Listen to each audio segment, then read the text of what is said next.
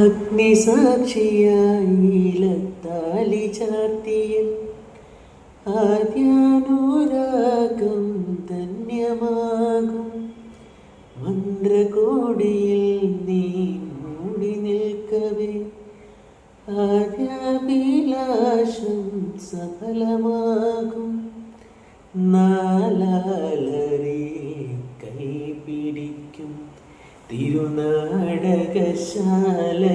ചേർന്നു നിൽക്കും നാലാളരെ കൈപിടിക്കും തിരുനാടകശാലയിൽ